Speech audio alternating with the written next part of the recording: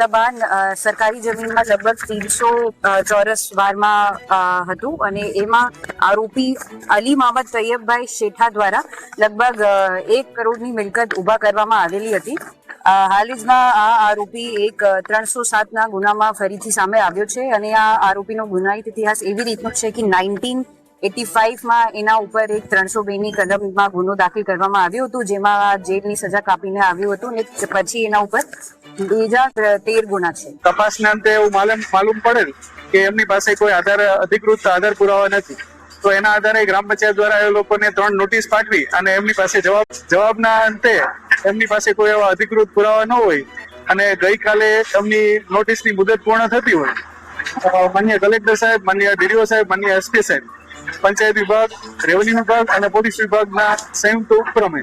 આજે આ એમના મકાનની ડેમોલિશનની કાર્યવાહી હાથ ધરવામાં આવી છે। 1 મહિના પહેલા 30 તારીખે રાતના મારી ઉપર હુમલો થયેલો હતો। બાઇકની ટક્કર મારી, મને પાછળ 4 વ્હીલથી બાઇકમાં ટક્કર મારી અને મારી ઉપર હુમલો કરેલો, મને જાનથી મારી નાખવા માટે।